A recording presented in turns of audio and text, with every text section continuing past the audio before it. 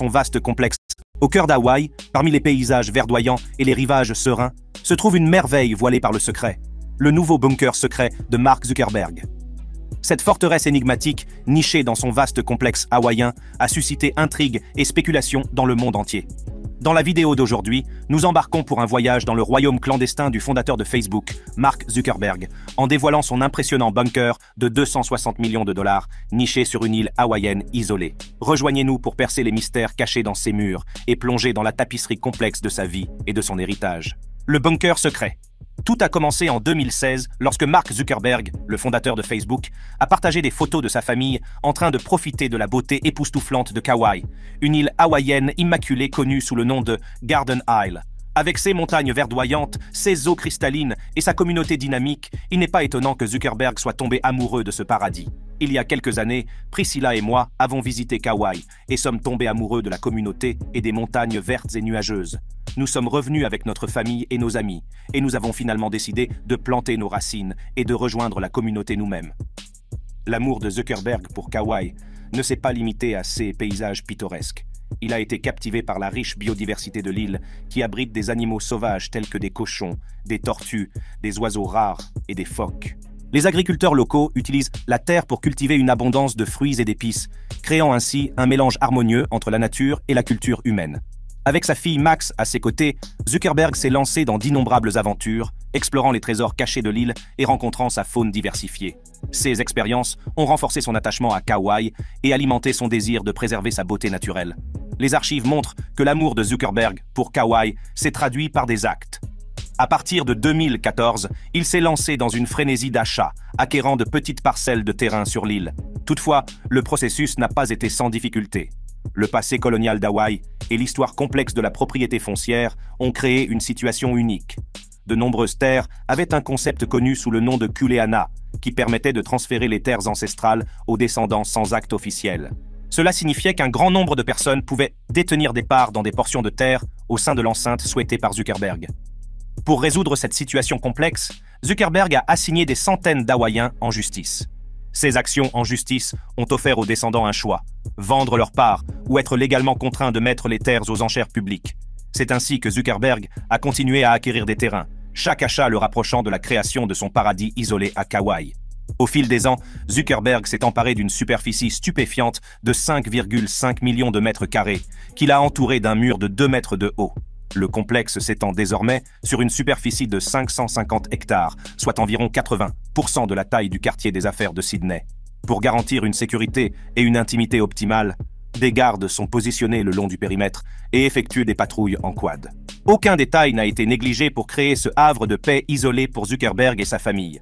Les ouvriers travaillent sans relâche pour donner vie à la vision de Zuckerberg, en construisant un domaine luxueux qui figurera parmi les propriétés privées les plus chères du monde. Mais cette grandeur cache une véritable merveille. Un bunker souterrain secret entouré de mystères et d'intrigues. Le domaine de Mark Zuckerberg témoigne de son immense richesse et de son désir de préserver sa vie privée. Plus d'une douzaine de bâtiments s'étendent sur la propriété, créant un havre de paix luxueux pour le milliardaire de la technologie et sa famille. La pièce maîtresse du domaine est constituée de 2 grandes demeures, qui comptent au total 30 chambres et 30 salles de bain. Ces demeures, dont la superficie totale est comparable à celle d'un terrain de football professionnel, témoignent des goûts opulents de Zuckerberg. À l'intérieur de ces demeures, on trouve plusieurs ascenseurs, des bureaux, des salles de conférence et une cuisine de taille industrielle. Aucune dépense n'a été épargnée pour créer un espace qui respire le luxe et le confort. Mais la grandeur ne s'arrête pas là. Dans une zone boisée voisine, un réseau de 11 cabanes en forme de disque est prévu, relié par des ponts de cordes complexes. Ce dispositif unique permet aux visiteurs de passer d'un bâtiment à l'autre tout en restant à la cime des arbres, créant ainsi une expérience véritablement magique. Le bâtiment abrite une salle de sport complète, des piscines, un sauna, un bain à remous, un bain froid et même un court de tennis. Chaque commodité a été soigneusement étudiée pour offrir le nec plus ultra en matière de détente et de divertissement. La propriété est parsemée d'autres maisons d'hôtes et de bâtiments d'exploitation, ce qui permet de répondre à tous les besoins de Zuckerberg et de ses invités. Mais ce qui se cache sous cette surface extravagante est ce qui capte véritablement notre imagination. Les documents de planification obtenus par Wired révèlent un secret caché, un tunnel qui part des principales demeures et mène à un abri souterrain de 5000 pieds carrés. Ce bunker massif, doté d'une porte anti-explosion, est 2 fois plus grand qu'une maison australienne moyenne. À l'intérieur du bunker, il y a un espace de vie, une salle mécanique et une trappe d'évacuation à laquelle on accède par une échelle. Ce sanctuaire souterrain est entièrement autonome, produisant sa propre nourriture et son eau, ce qui garantit une sécurité et des capacités de survie optimales. Le niveau de détail et de planification qui a permis de créer cette forteresse souterraine est vraiment remarquable. Les spécifications et les caractéristiques exactes du bunker restent toutefois un mystère, car toutes les personnes qui pénètrent dans la propriété doivent signer un accord de non-divulgation très strict, et les travailleurs ont prêté serment de garder le secret. C'est comme si le bunker existait dans un monde à part, caché des regards indiscrets et protégé par un voile de secret impénétrable. Le niveau de sécurité et de confidentialité entourant ce projet est inégalé. La révélation de la construction du bunker de Zuckerberg a provoqué une onde de choc dans le secteur, déclenchant une frénésie d'achat chez ceux qui partagent son statut ou sont proches de sa fortune. Les entreprises spécialisées dans les abris souterrains ont connu une forte augmentation de la demande, les gens cherchant à assurer leur propre survie en ces temps incertains. Ron Hubbard, le patron d'Atlas Survival Shelters, a révélé que la nouvelle du bunker de Zuckerberg a provoqué une frénésie d'achat, les gens craignant la possibilité d'une troisième guerre mondiale. Les lignes téléphoniques n'ont pas cessé de sonner, les gens cherchant à se protéger et à protéger leur famille des menaces potentielles. Robert Vicino, fondateur de Delmar, une autre entreprise de conception et de construction de bunkers, a également constaté une augmentation de l'intérêt des acheteurs intéressés. Le fait que quelqu'un comme Zuckerberg, avec son immense richesse et ses ressources, investisse dans des forteresses souterraines, a incité d'autres personnes à envisager de faire de même. Mais la tendance des bunkers pour milliardaires n'est pas un phénomène nouveau. On sait depuis longtemps que les one-percenters et les hauts fonctionnaires sont impliqués dans des projets similaires depuis des années. La pandémie et les préoccupations mondiales n'ont fait qu'attiser l'intérêt pour ces sanctuaires souterrains. Bill Gates, par exemple, possède de nombreuses propriétés rien qu'aux États-Unis, et des rumeurs suggèrent qu'il possède des zones de sécurité souterraines sous chacune de ses maisons. Ces milliardaires, avec leurs colossaux excédents de richesse, ont les moyens d'investir dans de tels projets sans compromettre leur mode de vie. Les motivations qui sous-tendent ces investissements dans des bunkers varient. Certains y voient une forme d'assurance, un moyen de protéger leur patrimoine et de garantir la sécurité de leur famille face à des menaces potentielles. D'autres y voient un moyen d'utiliser leurs immenses ressources, en mettant leurs richesses excédentaires au service de la création de sécheresses souterraines. La pandémie a sans aucun doute joué un rôle dans l'intérêt porté aux ventes de bunkers. Les préoccupations mondiales et les problèmes intérieurs ont renforcé le désir de sécurité et d'autosuffisance. Les gens cherchent un refuge contre les catastrophes potentielles, qu'elles soient naturelles ou causées par l'homme. L'essor des bunkers de milliardaires a également suscité l'intérêt du grand public. Des communautés en ligne de Doomsday Preppers et d'aspirants constructeurs de bunkers ont vu le jour à la recherche de conseils et d'informations sur les abris souterrains. La demande de bunkers est devenue si importante que les entreprises élargissent leur offre pour répondre à ce marché en pleine expansion. Cependant, il est important de noter que tout le monde n'a pas accès à de telles ressources ou n'a pas les moyens d'investir dans des forteresses souterraines.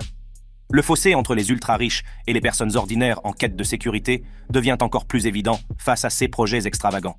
Au milieu de la frénésie entourant la construction de bunkers de milliardaires comme Zuckerberg, les arguments séculaires des philosophes moraux résonnent avec une urgence renouvelée.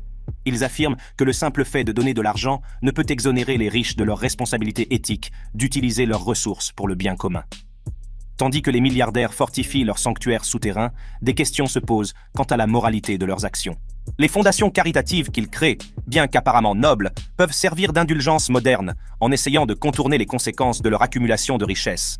Dans un monde où les ressources sont limitées, il existe un impératif moral pour les riches de répondre aux besoins de la société au-delà de leur sécurité personnelle.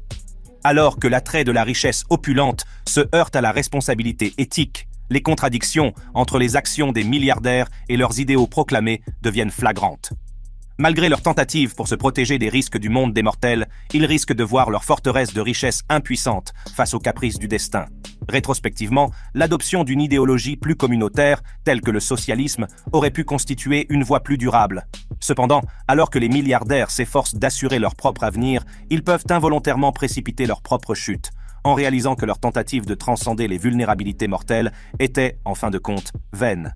Au milieu de l'attention portée au projet de bunker de Zuckerberg et à ses implications éthiques, il est essentiel de se plonger dans la vie et la richesse de l'homme qui est au centre de tout cela.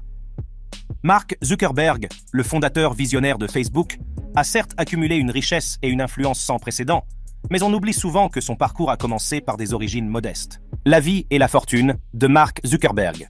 Né le 14 mai 1900, Si toi aussi, tu as envie de quitter ton emploi, d'être ta propre patronne de ta conciergerie et de générer des revenus tous les 1984 à White Plains, dans l'État de New York, Zuckerberg est très tôt fasciné par la technologie.